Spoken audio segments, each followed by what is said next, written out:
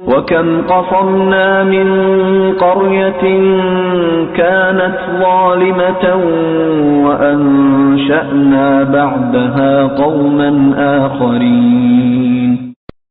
അക്രമികളായ എത്രയെത്ര നാടുകളെയാണ് നാം തകർത്തുകളഞ്ഞത്. അവർക്ക് ശേഷം വേറെ സമൂഹത്തെ വളർത്തുകയും ചെയ്തു. فَلَمَّا أَحَسُّوا بَأْسَنَا إِذَا هُمْ مِنْهَا يَرْكُضُونَ. നമ്മുടെ ശിക്ഷ അനുഭവപ്പെട്ടു തുടങ്ങിയപ്പോൾ അവരതാ അവിടുന്ന് ഓടിപ്പോകുന്നു.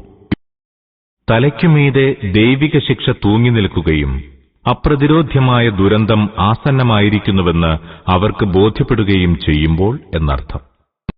لا تركضوا وارجعوا إلى ما أترفتم فيه ومساكنكم لعلكم تسألون. അവരോട് പറയപ്പെട്ടു, ഓടേണ്ട, സ്വന്തം വസതികളിലേക്കും അനുഭവിച്ചുകൊണ്ടിരുന്ന സുഖാഡംബരങ്ങളിലേക്കും തന്നെ മടങ്ങുവിൻ. നിങ്ങളവിടെ അന്വേഷിക്കപ്പെട്ടേക്കും. വളരെ അർത്ഥപൂർണമായ ഒരു വചനമാണിത്. ഇതിന് പല ആശയങ്ങളുമുണ്ടാകാം. ഉദാഹരണമായി, നിങ്ങൾ നന്നായി ശിക്ഷ അനുഭവിച്ചുകൊള്ളുക. നാളെ ആരെങ്കിലും ഇതേക്കുറിച്ച് അന്വേഷിച്ചാൽ വിവരം കൊടുക്കാൻ നിങ്ങൾക്ക് സാധിക്കണം. നിങ്ങളുടെ വിനോദ സദസ്സുകൾ സംഘടിപ്പിച്ച് ആനന്ദിക്കുക. അവിടെ പരിചാരകന്മാരും പരിവാരങ്ങളും നിങ്ങളുടെ ആജ്ഞകൾക്കായി കാത്തുനിൽക്കുന്നുണ്ടാവുമല്ലോ. നിങ്ങളുടെ ആ സമിതികളും കമ്മിറ്റികളും വിളിച്ചുകൂട്ടി കൂടിയാലോചനകൾ നടത്തുക. നിങ്ങളുടെ ചിന്താർഹവും ബുദ്ധിപൂർവകവുമായ അഭിപ്രായങ്ങൾ ആരായാനും അനുസരിക്കാനും അവിടെ ആശ്രിതരും അനുയായികളും ഹാജരുണ്ടാവും. قالوا يا ويلنا إنا كنا ظالمين. അവർ വിലപിച്ചു തുടങ്ങി, ഹാ, നമ്മുടെ ദൗർഭാഗ്യം, നിസ്സംശയം നമ്മൾ കുറ്റവാളികളായിരുന്നു. فما زالت تلك دعواهم حتى جعلناهم حصيدا خامدين. നാം അവരെ കൊയ്തിട്ട വിളകൾ പോലെയാക്കുന്നതുവരെ അവർ ഇങ്ങനെ വിലപിച്ചുകൊണ്ടിരുന്നു. وما خلقنا السماء والأرض وما بينهما لاعبين. ഈ ആകാശവും ഭൂമിയും അവയ്ക്കിടയിലുള്ളതും നാം വിനോദമായി സൃഷ്ടിച്ചതല്ല. അവരുടെ ജീവിത വീക്ഷണത്തിന് നേരെയുള്ള ഒരു വിമർശനമാണിത്. തെറ്റായ ജീവിത വീക്ഷണത്തിന്റെ അടിസ്ഥാനത്തിലാണ് അവർ നബി തിരുമേനിയുടെ പ്രബോധനത്തെ അവഗണിച്ചിരുന്നത്. ഇഹലോകത്തേക്ക് പൂർണ്ണ സ്വാതന്ത്ര്യത്തോടെ വിട്ടയക്കപ്പെട്ടവനാണ് മനുഷ്യൻ എന്നായിരുന്നു അവരുടെ സങ്കല്പം. അവന് എങ്ങനെ വേണമെങ്കിലും ജീവിക്കാം, ഇഷ്ടമുള്ളതെല്ലാം പ്രവർത്തിക്കാം. അവൻ ഒരന്വേഷണത്തെയും നേരിടേണ്ടതില്ല, ആരുടെ മുമ്പിലും ഉത്തരം ബോധിപ്പിക്കേണ്ടതുമില്ല. കുറെ നാൾ പിന്നിട്ട ശേഷം എല്ലാവരും എന്നേക്കുമായി നശിച്ചു പോകുന്നു. നന്മകൾക്ക് രക്ഷയും തിന്മകൾക്ക് ശിക്ഷയും അനുഭവിക്കാൻ മരണാനന്തരം ഒരു ജീവിതമില്ല. ഈ പ്രപഞ്ചത്തിന്റെ വ്യവസ്ഥകളെല്ലാം കാര്യമായ ലക്ഷ്യമൊന്നുമില്ലാത്ത ഒരു വിലാസപ്രിയന്റെ ലീലകൾ മാത്രമാണെന്ന വാദത്തിന്റെ മറ്റൊരു രൂപമായിരുന്നു യഥാർത്ഥത്തിൽ അവരുടെ ഈ ജീവിത സങ്കല്പവും. പ്രവാചക സന്ദേശങ്ങളോടുള്ള അവരുടെ അലംഭാവ നയത്തിന്റെ അടിസ്ഥാന കാരണവും ഈ സങ്കല്പം തന്നെയായിരുന്നു. لو أردنا أن نتخذ لهوا لاتخذناه من لدنا إن كنا فاعلين. നാം ഒരു കളിക്കോപ്പുണ്ടാക്കാൻ ആഗ്രഹിച്ചിരുന്നുവെങ്കിൽ അതുമാത്രമാണ് നമുക്ക് ചെയ്യാനുണ്ടായിരുന്നതുമെങ്കിൽ നമ്മുടെ പക്കൽ നിന്ന് തന്നെ അത് ചെയ്തുകൊള്ളുമായിരുന്നു. നമുക്ക് വിനോദിക്കണമെങ്കിൽ കളിക്കോപ്പുകളുണ്ടാക്കി സ്വയം വിനോദിക്കാമായിരുന്നു. ബുദ്ധിയും വികാരവും ഉത്തരവാദിത്വവുമുള്ള ജന്തുക്കളെ സൃഷ്ടിച്ചുവിട്ട് അവർക്കിടയിൽ സത്യാസത്യ സംഘട്ടനവും സംഘർഷവുമുണ്ടാക്കുക എന്ന ക്രൂരത പ്രവർത്തിക്കുമായിരുന്നില്ല. കേവലം വിനോദത്തിനും ആനന്ദത്തിനും വേണ്ടി നാം മറ്റുള്ളവരുടെ മേൽ അന്യായമായി ഉത്തരവാദിത്വം കെട്ടിയേൽപ്പിക്കുകയും ചെയ്യുമായിരുന്നില്ല. അടിമകളെക്കൊണ്ട് മൃഗങ്ങളുമായി അംഗം ചെയ്യിക്കുക, എന്നിട്ട് മൃഗങ്ങളുടെ ആക്രമണമേറ്റ് അടിമകൾ മരണവെപ്രാളം കൊള്ളുന്നത് കണ്ട് തിമിർത്താഹ്ലാദിക്കുക, ഇതൊക്കെ ചെയ്യാൻ പുരാതന കാലത്ത് റോമിൽ നിർമ്മിക്കപ്പെട്ടിരുന്ന കൊളോസിയം പോലുള്ള സ്ഥാപനമായിട്ടല്ല ദൈവം ഈ ലോകം സൃഷ്ടിച്ചിട്ടുള്ളത്. بل نقذف بالحق على الباطل فيدمغه فإذا هو زاهق ولكم الويل مما تصفون. പക്ഷേ നാം സത്യം കൊണ്ട് മിഥ്യയുടെ മേൽ ഇടിക്കുകയാകുന്നു. അങ്ങനെ സത്യം മിഥ്യയുടെ തലയുടയ്ക്കുന്നു. അതോടെ അസത്യം അപ്രത്യക്ഷമാകുന്നു. നിങ്ങൾ കെട്ടിച്ചമയ്ക്കുന്ന ഈ വർത്തമാനങ്ങൾ നിമിത്തം നിങ്ങൾക്ക് മഹാനാശമാണുള്ളത്. അതായത് നാം തമാശക്കാരനല്ല. കളിയും തമാശയും നമ്മുടെ ധർമ്മവുമല്ല. നമ്മുടെ ഈ ലോകം സംശുദ്ധമായ ഒരു വ്യവസ്ഥയാണ്. അതിൽ ഒരു മിഥ്യയും ഉൾക്കൊണ്ടിട്ടില്ല. ഇവിടെ മിഥ്യ എപ്പോൾ തലയുയർത്തുന്നുവോ അപ്പോൾ സത്യം അതിനോട് സംഘട്ടനത്തിലേർപ്പെടുകയും അവസാനം അതിനെ പരാജയപ്പെടുത്തുകയും ചെയ്യുന്നു. നിങ്ങൾ ഈ ലോകത്തെ ഒരു വിനോദകേന്ദ്രമായി ഗണിച്ചു ജീവിക്കുകയോ സത്യത്തിന് വിരുദ്ധമായ മിഥ്യാദർശനങ്ങൾ അനുസരിച്ച് പ്രവർത്തിക്കുകയോ ചെയ്യുകയാണെങ്കിൽ അതിന്റെ അനന്തരഫലം നിങ്ങളുടെ തന്നെ വിനാശമായിരിക്കും. ഈ ലോകത്തെ കേവലം വിനോദകേന്ദ്രമായി ഗണിക്കുകയും പ്രവാചകൻ പ്രചരിപ്പിച്ച സത്യങ്ങൾക്ക് നേരെ പുറംതിരിഞ്ഞ് സ്വന്തം മിഥ്യാദർശനങ്ങൾ അനുസരിച്ച് ജീവിക്കുകയും ചെയ്ത സമുദായങ്ങളുണ്ടല്ലോ. അവയിൽ ഓരോന്നും ഏതേതു തരം പര്യവസാനത്തെയാണ് അഭിമുഖീകരിക്കേണ്ടി വന്നതെന്ന് ഭൂതകാല ചരിത്രങ്ങൾ പരിശോധിച്ച് മനസ്സിലാക്കുക. എന്നിട്ട് സ്വയം ചിന്തിച്ചു നോക്കുക. സത്യം മനസ്സിലാക്കി തരേണ്ടവർ അത് മനസ്സിലാക്കി തരുമ്പോൾ പരിഹസിച്ചു തള്ളുക. എന്നിട്ട് സ്വന്തം കർമ്മഫലം ദൈവശിക്ഷയുടെ രൂപത്തിൽ ആസന്നമാകുമ്പോൾ ഹാ കഷ്ടം, നാം പാപികളായിപ്പോയല്ലോ എന്ന് വിലപിക്കുകയും ചെയ്യുക. ഇതാണോ ബുദ്ധി? وَلَهُ مَن فِي السَّمَاوَاتِ وَالْأَرْضِ وَمَنْ عِندَهُ لَا يَسْتَكْبِرُونَ عَنْ عِبَادَتِهِ وَلَا يَسْتَحْسِرُونَ. ആകാശഭൂമികളിലുള്ള സകല സൃഷ്ടികളും അല്ലാഹുവിന്റേതാകുന്നു. അവന്റെ സന്നിധിയിലുള്ള മലക്കുകൾ സ്വയം വലിയവരെന്ന് കരുതി അവന് ഇബാദത്ത് ചെയ്യുന്നതിൽ നിന്ന് മാറി നിൽക്കുന്നില്ല. അവർക്ക് മുഷിയൊന്നുമില്ല. ഇവിടം മുതൽ തൗഹീദിനെ സ്ഥാപിക്കാനും ശിർക്കിനെ ഖണ്ഡിക്കാനും തുടങ്ങുകയാണ്. അതായിരുന്നുവല്ലോ മക്കാ മുശ്രിക്കുകളും നബി തിരുമേനിയും തമ്മിലുള്ള സംഘർഷത്തിന്റെ അടിസ്ഥാന കാരണം. ബഹുദൈവ വിശ്വാസികൾക്ക് അല്ലാഹു വിവരിച്ചു കൊടുക്കുന്നു, നിങ്ങൾ ജീവിക്കുന്ന ഈ പ്രാപഞ്ചിക വ്യവസ്ഥയുടെ യാഥാർത്ഥ്യമിതാണ്. അത് ഏതെങ്കിലും കുട്ടിയുടെ കളിപ്പാട്ടമല്ലെന്നും പവിത്രവും യാഥാർത്ഥ്യാധിഷ്ഠിതവുമായ ഒരു വ്യവസ്ഥയാണെന്നും അതിൽ അസത്യം സദാ സത്യവുമായി സംഘട്ടനം നടത്തിക്കൊണ്ടിരിക്കുമെന്നും നേരത്തെ പറഞ്ഞു കഴിഞ്ഞിട്ടുണ്ട്. ഈ നിഖില വ്യവസ്ഥകളുടെയും സ്രഷ്ടാവും ഉടമസ്ഥനും വിധികർത്താവും പരിപാലകനും ഒരേയൊരു ദൈവം മാത്രമാണ്.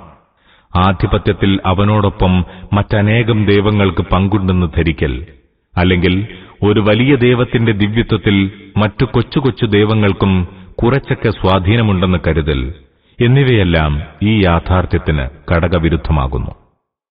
അവന്റെ സന്നിധിയിലുള്ള മലക്കുകൾ എന്നതുകൊണ്ടുദ്ദേശിക്കുന്നത് അറേബ്യൻ ബഹുദൈവ വിശ്വാസികൾ ദൈവത്തിൽ സന്താനങ്ങളും ദിവ്യത്വത്തിൽ സ്വാധീനമുള്ളവരുമായി കരുതി ആരാധിച്ചുകൊണ്ടിരുന്ന മലക്കുകളെയാണ്. മലക്കുകൾക്ക് മുഷിയൊന്നില്ല എന്ന് പറഞ്ഞതിന്റെ താൽപര്യം ഇതാണ്. അള്ളാഹുവിന് ഇബാദത്ത് ചെയ്യുന്നതിൽ അവർക്ക് മടുപ്പുണ്ടാകുന്നില്ല. മനമില്ലാ മനസ്സോടെ ആരാധിച്ച് മുഷിയുന്നവരല്ല അവർ. ആയത്തിൽ പ്രയോഗിച്ച യസ്തഖ്സിറൂൻ എന്നത് മടുപ്പിന്റെ ആധിക്യത്തെയാണ് സൂചിപ്പിക്കുന്നത്. ഏതെങ്കിലും അരോചകമായ പ്രവൃത്തി തുടർച്ചയായി ചെയ്യുന്നത് മൂലമുണ്ടാകുന്ന മടുപ്പാണ് അതുകൊണ്ടുദ്ദേശം. يُسَبِّحُونَ اللَّيْلَ وَالنَّهَارَ لَا يَفْتُرُونَ. അവർ രാപ്പകൽ ഇടതടവില്ലാതെ അവനെ വാഴ്ത്തിക്കൊണ്ടിരിക്കുകയാണ്. أَمِ اتَّخَذُوا آلِهَةً مِّنَ الْأَرْضِ هُمْ يُنشِرُونَ. ഈ ജനം നിർമ്മിച്ച വ്യാജദൈവങ്ങൾ നിർജീവമായതിന് ജീവൻ നൽകി ഉയിർത്തെഴുന്നേൽപ്പിക്കുമോ? യുൻഷിറൂൻ എന്ന പദത്തിന്റെ മൂലപദം ഇൻഷാർ ആണ്. നിർജീവമായി കിടക്കുന്ന വസ്തുക്കളെ ഉയിർത്തെഴുന്നേൽപ്പിക്കുക എന്നാണ് അതിനർത്ഥം. മരണാനന്തര ജീവിതത്തെ കുറിക്കാനാണ് വിശുദ്ധ ഖുർആൻ പൊതുവിൽ ഈ പദം പ്രയോഗിക്കാറുള്ളത്. എങ്കിലും ആ സാങ്കേതികാർത്ഥം മാറ്റി നിർത്തി ഭാഷാർത്ഥം പരിഗണിക്കുമ്പോൾ നിർജീവ പദാർത്ഥങ്ങളിൽ ജീവൻ നൽകുന്നതിനും ഇത് പ്രയോഗിക്കപ്പെടാവുന്നതാണ്. ഈ അർത്ഥത്തിലാണ് പ്രസ്തുത പദം ഇവിടെ പ്രയോഗിച്ചിട്ടുള്ളതെന്നാണ് സന്ദർഭവും ശൈലിയും വീക്ഷിച്ചുകൊണ്ട് നാം മനസ്സിലാക്കുന്നത്. ആശയമിതാണ്: അവർ ദൈവമായി കരുതുകയും ആരാധ്യരായി നിശ്ചയിക്കുകയും ചെയ്ത അസ്തിത്വങ്ങളുണ്ടല്ലോ, അവയിലെ നിർജീവ പദാർത്ഥങ്ങളിൽ ജീവൻ നൽകാൻ കഴിയുന്ന ആരാണുള്ളത്? അല്ലാഹുവല്ലാത്ത മറ്റാർക്കും അതിന് കഴിവില്ല. ഈ സത്യം അറേബ്യൻ ബഹുദൈവാരാധകർ തന്നെയും മനസ്സിലാക്കിയിട്ടുണ്ട്. എന്നിട്ടും അവരെങ്ങനെയാണ് ഒരു കഴിവുമില്ലാത്ത ദൈവേതര വസ്തുക്കളെ ദൈവങ്ങളായും ആരാധ്യരായും അംഗീകരിക്കുന്നത്? ലൗ കാന ഫീഹിമാ ആലിഹതുൻ ഇല്ലല്ലാഹു ലഫസദതാ ഫസുബ്ഹാനല്ലാഹി റബ്ബിൽ അർശി അമ്മാ യസിഫൂൻ. ആകാശലോകത്തും ഭൂമിയിലും അല്ലാഹുവിനെ കൂടാതെ വേറെ ദൈവങ്ങളുണ്ടായിരുന്നുവെങ്കിൽ അവ രണ്ടിന്റെയും സംവിധാനം താറുമാറാകുമായിരുന്നു. ഇക്കൂട്ടർ ജൽപ്പിക്കുന്നതിൽ നിന്നെല്ലാം പരിശുദ്ധനത്രേ സിംഹാസനത്തിനുടയവനായ അല്ലാഹു. ഈ വാദം ലളിതവും അതേസമയം വളരെ ഗഹനവുമാണ്. 2 കുടുംബനായകന്മാരുണ്ടായാൽ ഒരു സാധാരണ ഗൃഹം 4 നാൾ നേരെ നടക്കുകയില്ല. ഈ വസ്തുത ഏത് സാധാരണക്കാരനും കാട്ടറബിക്കും ഗ്രാമീണനും മന്ദബുദ്ധിക്കും എളുപ്പത്തിൽ മനസ്സിലാക്കാൻ കഴിയുന്ന ലളിതമായ കാര്യമാണ്. ഈ പ്രാപഞ്ചിക വ്യവസ്ഥയിൽ ആഴി മുതൽ ആകാശഗംഗ വരെയുള്ള എല്ലാ വസ്തുക്കളും സുദൃഢമായ ഒരു നിയമമനുസരിച്ച് ചലിച്ചുകൊണ്ടിരിക്കുന്നു എന്നതാണ് യാഥാർത്ഥ്യം. വൈവിധ്യമാർന്ന ശക്തികൾ തമ്മിലും കയ്യും കണക്കുമില്ലാത്ത വസ്തുക്കൾ തമ്മിലുമുള്ള യോജിപ്പും സന്തുലിതത്വവും ഏകതാനതയും പരസ്പര സഹകരണവും അപ്രത്യക്ഷമാകാൻ ഈ നിയമബദ്ധത ഒരൊറ്റ നിമിഷം നിലനിൽക്കാതിരുന്നാൽ മതി.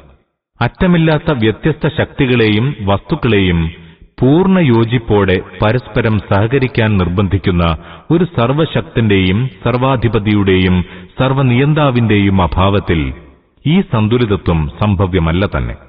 നിരവധി സ്വതന്ത്ര മേധാവികളുള്ള ഒരു ഗവൺമെന്റിൽ ഒരു നിയമം ചിട്ടപ്രകാരം നടക്കുമെന്ന് എങ്ങനെ സങ്കൽപ്പിക്കാം? നിയമത്തിന്റെ സാന്നിധ്യം തന്നെ നായകന്റെ ഏകത്വം അനിവാര്യമാക്കുന്നുണ്ട്. നിയമത്തിന്റെയും നിയമ നടത്തിപ്പിന്റെയും ഏകതാനത ആ നിയമവും നടത്തിപ്പും ഒരേയൊരു ആധിപത്യത്തിൽ കേന്ദ്രീകൃതമാണെന്നതിനും ആ ആധിപത്യം വ്യത്യസ്ത അധിപതികളിൽ നിക്ഷേപിക്കപ്പെടുകയില്ല എന്നുള്ളതിനും സാക്ഷിയാണ്. കൂടുതൽ വിശദീകരണത്തിന് ബനി ഇസ്രായേൽ സൂക്തം 42, അൽ മുഅ്മിനൂൻ 91 എന്നിവയുടെ വിശദീകരണം ശ്രദ്ധിക്കുക. പ്രപഞ്ചഭരണത്തിന്റെ സിംഹാസനാധിപതി എന്നാണ് റബ്ബുൽ അർശ് കൊണ്ടുദ്ദേശിക്കുന്നത്. ലാ യുസ്അലു അമ്മാ യഫ്അലു വഹും യുസ്അലൂൻ. അവൻ തന്റെ കർമ്മങ്ങൾക്ക് ആരുടെ മുമ്പിലും ഉത്തരം പറയേണ്ടവനല്ല, അവരോ ഉത്തരം പറയേണ്ടവരാകുന്നു. അമിത്തഖദൂ മിൻ ദൂനിഹി ആലിഹതൻ ഖുൽ ഹാതൂ ബുർഹാനകും ഹാദാ ദിക്റു മൻ മഅയ വദിക്റു മൻ ഖബ്ലി ബൽ അക്സറുഹും ലാ യഅലമൂനൽ ഹഖ്ഖ ഫഹും മുഅ്രിദൂൻ. അവർ അവനെ വെടിഞ്ഞ് മറ്റു ദൈവങ്ങളെ സ്വീകരിച്ചുവോ? എങ്കിൽ പ്രവാചകരെ അവരോട് പറയുക, നിങ്ങളുടെ തെളിവ് കൊണ്ടുവരൂ. എന്റെ കൂടെയുള്ളവർക്കുള്ള ഉദ്ബോധനമാണിത്, എന്റെ മുമ്പുള്ളവർക്കുള്ള ഉദ്ബോധനവും ഇതുതന്നെയായിരുന്നു. പക്ഷേ അവരിലധികം ആളുകളും യാഥാർത്ഥ്യമറിയാത്തവരാകുന്നു. അതിനാൽ അവർ പിന്തിരിഞ്ഞു കളയുന്നു. ആദ്യത്തെ 2 തെളിവുകൾ ബുദ്ധിപരമായതായിരുന്നു. ഈ തെളിവ് പ്രമാണപരമാണ്. ആശയം ഇങ്ങനെ സംഗ്രഹിക്കാം: അല്ലാഹുവിൽ നിന്ന് ധാരാളം ഗ്രന്ഥങ്ങൾ അവതീർണമായിട്ടുണ്ട്. അവയിലൊന്നും തന്നെ ആകാശഭൂമികളുടെ സ്രഷ്ടാവായ ഏകദൈവത്തിന് പുറമെ മറ്റാർക്കെങ്കിലും ദിവ്യത്വ പരിവേഷമോ അടിമപ്പെടുവാനും ആരാധിക്കപ്പെടുവാനുമുള്ള അർഹതയോ നൽകിയിട്ടുള്ളതായി നിങ്ങൾ കാണുകയില്ല. അങ്ങനെ കാണിച്ചു തരാൻ വിവിധ ദേശങ്ങളിലും സമുദായങ്ങളിലും ആഗതരായ പ്രവാചകന്മാർക്ക് സാധിക്കുമോ? അതിന് സാധ്യമല്ലെങ്കിൽ ബുദ്ധിയുടെ പിൻബലമോ വേദഗ്രന്ഥങ്ങളിലെ പ്രമാണങ്ങളുടെ സാക്ഷ്യമോ ഇല്ലാതെ നിങ്ങൾ സ്വയം പടച്ചുണ്ടാക്കിയ ഈ മതത്തിന് എന്തർത്ഥമാണുള്ളത്? നബിയുടെ പ്രബോധനത്തോടുള്ള അവരുടെ അവഗണന ജ്ഞാനത്തിന്റെ അടിസ്ഥാനത്തിലല്ല, മറിച്ച് അജ്ഞതയുടെ അടിസ്ഥാനത്തിലാണ്. അവർക്ക് സത്യത്തെക്കുറിച്ച് ബോധമില്ല. അതുകൊണ്ടാണ് അവർ ഉദ്ബോധകരുടെ വാക്കുകളെ പരിഗണനാർഹമല്ലാത്ത വാർത്തകളായി ഗണിക്കുന്നത്. وما أرسلنا من قبلك من رسول إلا نوحي إليه أنه لا إله إلا أنا فاعبدون. താങ്കൾക്ക് മുമ്പ് നാം ഏതൊരു ദൂതനെയും നിയോഗിച്ചിട്ടുള്ളത് ഞാനല്ലാതെ വേറൊരു ഇലാഹില്ല, അതിനാൽ എനിക്ക് മാത്രം ഇബാദത്ത് ചെയ്യണം എന്ന ദിവ്യബോധനം നൽകിക്കൊണ്ട് മാത്രമാകുന്നു.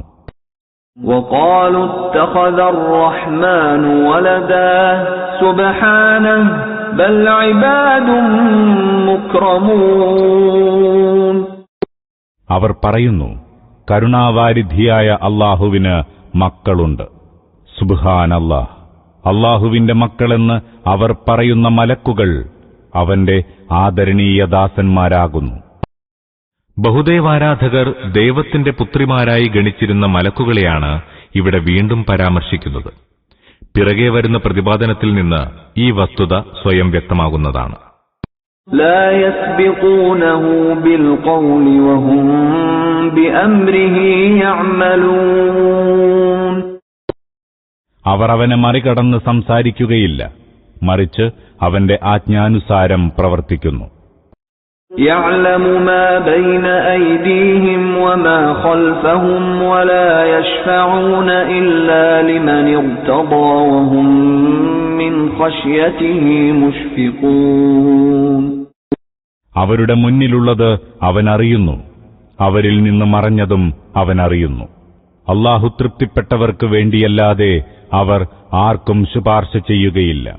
അവർ അവനോടുള്ള ഭയത്താൽ വിറക്കൊള്ളുന്നു. മലക്കുകളെ ബഹുദൈവ വിശ്വാസികൾ രണ്ട് നിലയ്ക്ക് ആരാധ്യരാക്കിയിരുന്നു. ദൈവത്തിന്റെ മക്കളാണ് മലക്കുകൾ എന്ന വീക്ഷണമാണ് ഒന്ന്. മലക്കുകളെ പൂജിച്ച് പ്രസാദിപ്പിച്ച് അവരെ ദൈവസന്നിധിയിൽ തങ്ങളുടെ ശുപാർശകരാക്കാമെന്ന മോഹമാണ് രണ്ടാമത്തേത്. സൂറ യൂനുസിൽ അല്ലാഹു പറയുന്നു, ഇക്കൂട്ടർ അല്ലാഹുവിൽ തങ്ങളുടെ ശുപാർശകരാണെന്ന് അവർ പറയുന്നു. സൂറ സുമറിൽ ഇങ്ങനെ കാണാം, അവർ ഞങ്ങളെ അല്ലാഹുവിലേക്ക് കൂടുതൽ അടുപ്പിക്കുന്നതിനു വേണ്ടി മാത്രമാകുന്നു ഞങ്ങൾ അവരെ ആരാധിക്കുന്നത്. ഈ സൂക്തങ്ങളിലൂടെ പ്രസ്തുത രണ്ട് വീക്ഷണങ്ങളെയും അല്ലാഹു ഖണ്ഡിച്ചിരിക്കുകയാണ്. ഇവിടെ ഒരു വസ്തുത കൂടി ശ്രദ്ധേയമാണ്. അതായത്, ശുപാർശയെ സംബന്ധിച്ചുള്ള ബഹുദൈവാരാധനാപരമായ വിശ്വാസത്തെ മൊത്തത്തിൽ ഖണ്ഡിക്കുകയാണ് ഖുർആൻ ചെയ്യുന്നത്. നിങ്ങൾ ശുപാർശകരായി ഗണിക്കുന്നവർക്കൊന്നും അദൃശ്യജ്ഞാനമില്ലെന്ന് അത് തറപ്പിച്ചു പറയുന്നു. അവരുടെ മുന്നിലും പിന്നിലുമുള്ള കാര്യങ്ങൾ കൂടി അല്ലാഹുവിനറിയാം. അവരാകട്ടെ അതിനെക്കുറിച്ച് അജ്ഞരാണ്. എന്നിരിക്കെ അടുത്തതും അകന്നതും രഹസ്യവും പ്രകടവുമായ മുഴുവൻ അവസ്ഥകളെക്കുറിച്ചും വ്യക്തമായ ഒരറിവുമില്ലാത്ത വ്യക്തികളുണ്ടല്ലോ, അവർക്ക് സ്വതന്ത്രവും നിരുപാധികവുമായ ശുപാർശകൾ ചെയ്യാനുള്ള അധികാരം എങ്ങനെ ലഭ്യമാകുമെന്ന് ചിന്തിച്ചു നോക്കണമെന്നാണ് അതിന്റെ താൽപര്യം. അതിനാൽ മലക്കുകളോ പ്രവാചകന്മാരോ സ്വാലിഹുകളോ ആരായിരുന്നാലും ശരി, അല്ലാഹു അനുവാദം നൽകിയിട്ടുണ്ടെങ്കിൽ മാത്രമേ ആരുടെയെങ്കിലും കാര്യത്തിൽ ശുപാർശ സമർപ്പിക്കാനുള്ള അവകാശം അവർക്ക് ലഭ്യമാകൂ. സ്വന്തം നിലയിൽ ഏത് അർഹനും അനർഹനും വേണ്ടി ഇഷ്ടം പോലെ ശുപാർശ നടത്താൻ ആർക്കും അനുവാദമില്ല. കൂടാതെ ശുപാർശ കേൾക്കലും കേൾക്കാതിരിക്കലുമെല്ലാം പൂർണ്ണമായും അല്ലാഹുവിന്റെ തൃപ്തിയെ ആശ്രയിച്ചിരിക്കുന്നു. യാഥാർത്ഥ്യം ഇതാണെങ്കിൽ ശുപാർശകർക്ക് നിരുപാധികം അല്ലാഹുവിന്റെ മുമ്പിൽ രഹസ്യ നിവേദനങ്ങൾ സമർപ്പിക്കാനും ആവശ്യങ്ങൾ നേടാനും സാധ്യമാകുന്നതെങ്ങനെയാണ്? കൂടുതൽ വിശദീകരണത്തിന് സൂറ ത്വാഹ 109, 110 സൂക്തങ്ങളുടെ വിശദീകരണം കേൾക്കുക. وَمَن يَقُلْ مِنْهُمْ إِنِّي إِلَٰهٌ مِّن دُونِهِ فَذَٰلِكَ نَجْزِيهِ جَهَنَّمَ كَذَٰلِكَ نَجْزِي الظَّالِمِينَ. അവരിൽ ആരെങ്കിലും അല്ലാഹുവിനെ കൂടാതെ താനും ഒരു ദൈവമാണെന്ന് വാദിച്ചാൽ നാം അവന് നരകശിക്ഷ നൽകുന്നതാകുന്നു. അപ്രകാരം തന്നെയാണ് ധിക്കാരികൾക്ക് നാം പ്രതിഫലം നൽകുന്നത്. أَوَلَمْ يَرَ الَّذِينَ كَفَرُوا أَنَّ السَّمَاوَاتِ وَالْأَرْضَ كَانَتَا رَتْقًا فَفَتَقْنَاهُمَا وَجَعَلْنَا مِنَ الْمَاءِ كل شيء حي أفلا يؤمنون. പ്രവാചക സന്ദേശം അംഗീകരിക്കാൻ വിസമ്മതിച്ച ജനം ചിന്തിക്കുന്നില്ലേ? എന്തെന്നാൽ ഈ ആകാശഭൂമികളൊക്കെയും പരസ്പരം ഒട്ടിച്ചേർന്നതായിരുന്നു. പിന്നീട് നാം അവയെ വേർപെടുത്തി ജലത്തിൽ നിന്ന് സകല സജീവ വസ്തുക്കളെയും സൃഷ്ടിച്ചു. നമ്മുടെ ഈ സൃഷ്ടിവൈഭവത്തെ അവർ അംഗീകരിക്കുന്നില്ലേ? ഇവിടെ റത്തക്ക, ഫത്തക്ക എന്നീ പദങ്ങൾ പ്രയോഗിച്ചിട്ടുണ്ട്. ഏകോപിക്കുക, സംഘാതമാവുക, ഒന്നിനൊന്ന് പറ്റി നിൽക്കുക, ചേർന്ന് നിൽക്കുക, പരസ്പര ബന്ധിതരാവുക എന്നൊക്കെയാണ് റത്തക്ക എന്ന പദത്തിനർത്ഥം. ഫതക്കിന് പിളർത്തുക, വേർപെടുത്തുക എന്നിങ്ങനെയാണ് അർത്ഥം. ഈ പ്രപഞ്ചത്തിന്റെ ആദിരൂപം ഒരു പിണ്ഡം പോലെയായിരുന്നുവെന്നും പിന്നീടത് വേർപെടുത്തി ഭൂമിയും ഇതര ഗോളങ്ങളുമായി വിഭജിക്കപ്പെടുകയാണ് ഉണ്ടായതെന്നുമാണ് ഈ പദപ്രയോഗങ്ങളിൽ നിന്നും മനസ്സിലാകുന്നത്. കൂടുതൽ വിശദീകരണത്തിന് സൂറ അസ്-സജ്ദ 10-11 സൂക്തങ്ങൾ കേൾക്കുക. ജലത്തിൽ നിന്ന് സകല സജീവ വസ്തുക്കളെയും സൃഷ്ടിച്ചു എന്നാണ് ആയത്തിൽ പറഞ്ഞിരിക്കുന്നത്. ജലത്തെ അല്ലാഹു ജീവന്റെയും ജീവിതത്തിന്റെയും നിമിത്തമായി നിശ്ചയിച്ചിരിക്കുന്നുവെന്നാണ് ഇതിൽ നിന്ന് നമുക്ക് ഗ്രഹിക്കാൻ കഴിയുന്നത്. ജലത്തിൽ നിന്നും ജലത്തിലൂടെയുമാണ് ജീവന്റെ ഉത്ഭവം. ഇതേ ആശയം ഖുർആൻ സൂറത്ത് നൂറിൽ പ്രകടിപ്പിച്ചത് ഇങ്ങനെയാണ്: സർവ്വജീവജാലങ്ങളെയും അല്ലാഹു ജലത്തിൽ നിന്ന് സൃഷ്ടിച്ചു. وَجَعَلْنَا فِي الْأَرْضِ رَوَاسِيَ أَن تَمِيدَ بِهِمْ وَجَعَلْنَا فِيهَا فِجَاجًا سُبُلًا لَّعَلَّهُمْ يَهْتَدُونَ. ഭൂമിയിൽ നാം പർവ്വതങ്ങൾ ഉറപ്പിച്ചു നിർത്തി, അത് അവരെയും കൊണ്ട് ഉലഞ്ഞു പോകാതിരിക്കാൻ അതിൽ വിശാലമായ വഴികളുമുണ്ടാക്കി, ജനം വഴിയറിയാൻ. ഭൂമിയിൽ നാം പർവ്വതങ്ങൾ ഉറപ്പിച്ചു നിർത്തി, അത് അവരെയും കൊണ്ട് ഉലഞ്ഞു പോകാതിരിക്കാൻ എന്നതിന്റെ വിശദീകരണം സൂറ അന്നഹൽ 15 സൂക്തത്തിൽ വന്നിട്ടുണ്ട്. വിശാലമായ സരണികളുണ്ടാക്കി എന്ന് പറഞ്ഞതിന്റെ താൽപര്യമിതാണ്: ഗിരിപ്രദേശങ്ങളിൽ സഞ്ചരിക്കാനും ഭൂമിയുടെ ഒരു പ്രദേശം തരണം ചെയ്ത് മറ്റൊരു പ്രദേശം പ്രാപിക്കാനുള്ള പാതകളുണ്ടാക്കാനും വേണ്ടി പർവ്വതങ്ങൾക്കിടയ്ക്ക് വിടവുകളുണ്ടാക്കുകയും നദികളൊഴുക്കുകയും ചെയ്തു. അപ്രകാരം ഒരു പ്രദേശത്തുനിന്ന് മറ്റൊരു പ്രദേശത്ത് എത്തിച്ചേരേണ്ടതിനുള്ള വഴികളായോ വഴികളാക്കാൻ പറ്റിയ വിധമോ ആണ് ഭൂമിയുടെ ഇതര ഭാഗങ്ങളും സംവിധാനിക്കപ്പെട്ടിട്ടുള്ളത്. ജനം വഴിയറിയാൻ എന്നത് വളരെ അർത്ഥഗർഭമായൊരു വാക്യമാണ്. മനുഷ്യൻ ഭൂമിയിൽ സഞ്ചരിക്കാനുള്ള വഴി കണ്ടെത്തട്ടെ എന്ന് വിവക്ഷയാകാം. അതോടൊപ്പം ഈ യുക്തിപരതയും നിർമ്മാണ സാമർഥ്യവും വ്യവസ്ഥാപിതത്വവും നോക്കി യാഥാർത്ഥ്യത്തിൽ എത്തിച്ചേരാനുള്ള വഴി കണ്ടുപിടിക്കട്ടെ എന്നുമാവാം. وَجَعَلْنَا السَّمَاءَ سَقْفًا مَحْفُوظًا وَهُمْ عَنْ آيَاتِهَا مُعْرِضُونَ. ആകാശത്തെ നാം സുരക്ഷിതമായ മേൽപ്പുരയാക്കി, എന്നാൽ അവരോ പ്രാപഞ്ചിക ദൃഷ്ടാന്തങ്ങൾ ശ്രദ്ധിക്കുന്നേയില്ല. ആകാശത്തെ നാം സുരക്ഷിതമായ മേൽപ്പുരയാക്കി എന്നതിന്റെ വിശദീകരണത്തിന് അൽ-ഹിജ്ർ 16, 17, 18 സൂക്തങ്ങളുടെ വിശദീകരണം കേൾക്കുക. പ്രാപഞ്ചിക ദൃഷ്ടാന്തങ്ങൾ ശ്രദ്ധിക്കുന്നേയില്ല എന്നതുകൊണ്ട് ഉദ്ദേശിക്കുന്നത് വാനലോകത്തുള്ള ദൃഷ്ടാന്തങ്ങളാണ്. وَهُوَ الَّذِي خَلَقَ اللَّيْلَ وَالنَّهَارَ وَالشَّمْسَ وَالْقَمَرَ كُلٌّ فِي فَلَكٍ يَسْبَحُونَ. രാപ്പകലുകളുണ്ടാക്കിയതും സൂര്യചന്ദ്രാദികളെ സൃഷ്ടിച്ചതും അല്ലാഹു മാത്രമാകുന്നു. എല്ലാം ഓരോ ഭ്രമണപഥങ്ങളിൽ നീന്തിക്കൊണ്ടിരിക്കുകയാകുന്നു. കുല്ലുൻ യസ്ബഹൂൻ എന്നീ പദങ്ങൾ സൂര്യനെയും ചന്ദ്രനെയും മാത്രമല്ല ഉദ്ദേശിക്കുന്നത്, ഇതര ഗോളങ്ങളും അതിന്റെ വിവക്ഷയിൽ ഉൾക്കൊള്ളുന്നുണ്ട്. ഇല്ലെങ്കിൽ ബഹുവചനത്തിനു പകരം ദ്വിവചന ശബ്ദമായിരിക്കും പ്രയോഗിക്കപ്പെടുക. ഒക്കെയും ഓരോ ഭ്രമണപഥത്തിൽ നീന്തിക്കൊണ്ടിരിക്കുകയാകുന്നു എന്ന വാക്യത്തിൽ നിന്ന് 2 കാര്യങ്ങൾ ഗ്രഹിക്കാൻ കഴിയും. ഒന്ന്, എല്ലാ നക്ഷത്രഗോളങ്ങളും ഒറ്റ ഭ്രമണപഥത്തിലല്ല ചലിച്ചുകൊണ്ടിരിക്കുന്നത്, മറിച്ച് ഓരോന്നിന്റെയും ഭ്രമണപഥം വെവ്വേറെയാണ്. 2, ഭ്രമണപഥമെന്നാൽ നക്ഷത്രഗോളങ്ങൾ ആണിയടിച്ചതുപോലെ ഉറപ്പിക്കപ്പെട്ടതും അവയെയും കൊണ്ട് സ്വയം ചുറ്റിക്കറങ്ങിക്കൊണ്ടിരിക്കുന്നതുമായ ഒരു വസ്തുവല്ല, മറിച്ച് അന്തരീക്ഷത്തെയോ ശൂന്യതയെയോ പോലെ ഒഴുക്കുള്ള ഒരു വസ്തുവാണത്. അതിൽ നക്ഷത്രങ്ങളുടെ ചലനങ്ങൾ നീന്തി നടക്കലിനോട് സാദൃശ്യം വഹിക്കുന്നു. കൂടുതൽ വിശദീകരണത്തിന് സൂറ യാസീൻ സൂക്തം 40 കേൾക്കുക. ആകാശഭൂമികളുടെ സംയോജനം, വേർപെടുത്തൽ, സർവ്വജൈവ പദാർത്ഥങ്ങളെയും ജലത്തിൽ നിന്ന് സൃഷ്ടിക്കൽ, നക്ഷത്രങ്ങൾ അതതിന്റെ ഭ്രമണപഥങ്ങളിൽ നീന്തിക്കൊണ്ടിരിക്കൽ തുടങ്ങിയവയ്ക്ക് മുൻകാലങ്ങളിലെ ആളുകൾ ചില പ്രത്യേക അർത്ഥങ്ങളായിരുന്നു മനസ്സിലാക്കിയിരുന്നത്. ആധുനിക കാലത്ത് ഊർജ്ജതന്ത്രം, ജീവശാസ്ത്രം, ഗോളശാസ്ത്രം തുടങ്ങിയ വിജ്ഞാന ശാഖകൾ വെളിപ്പെടുത്തിയിട്ടുള്ള പുതിയ പുതിയ വിവരങ്ങൾ അവർ മനസ്സിലാക്കിയതിൽ നിന്നും വ്യത്യസ്തമായ ചില ആശയങ്ങൾ നമുക്ക് നൽകിയിരിക്കുന്നു. മനുഷ്യൻ ഇനിയും നേടാനിരിക്കുന്ന വിജ്ഞാനങ്ങൾ ഈ പദങ്ങളുടെ ഏതെല്ലാം അർത്ഥതലങ്ങളിലേക്ക് വെളിച്ചം വീശുമെന്ന് പ്രവചിക്കാവതല്ല. ഏതായാലും ഈ 3 സൂക്തങ്ങളും ഏറ്റവും പുതിയ ശാസ്ത്രവിജ്ഞാനങ്ങളോട് പൂർണ്ണമായും യോജിക്കുന്നതായിട്ടാണ് സമകാലിക മനുഷ്യൻ കാണുന്നത്. ഇവിടെ ഒരു സംഗതി കൂടി മനസ്സിലാക്കേണ്ടതുണ്ട്. അതായത് ആകാശഭൂമികളിലുള്ള സൃഷ്ടി ഏതും അല്ലാഹുവിന്റേതാകുന്നു എന്നത് മുതൽ അപ്രകാരം തന്നെയാണ് ധിക്കാരികൾക്ക് നാം പ്രതിഫലം നൽകുന്നത് എന്നതുവരെയുള്ള പ്രഭാഷണം ശിർക്കിനെ ഖണ്ഡിച്ചുകൊണ്ടുള്ളതാണ്. പ്രവാചക സന്ദേശം അംഗീകരിക്കാൻ വിസമ്മതിച്ച ജനം ചിന്തിക്കുന്നില്ലേ എന്നത് മുതൽ എല്ലാം ഓരോ ഭ്രമണപഥങ്ങളിൽ നീന്തിക്കൊണ്ടിരിക്കുകയാകുന്നു എന്നതുവരെയുള്ളതിൽ പറയുന്നത് തൗഹീദിന്റെ സ്പഷ്ടമായ തെളിവുകളാണ്. വാദമിതാണ്: നിങ്ങളുടെ മുമ്പിലുള്ള ഈ പ്രാപഞ്ചിക വ്യവസ്ഥയ്ക്ക് അല്ലാഹുവിനെ കൂടാതെ മറ്റേതെങ്കിലും നിയമനിർമ്മാതാവ് കൂടിയുള്ളതായി നിങ്ങൾ കാണുന്നുണ്ടോ?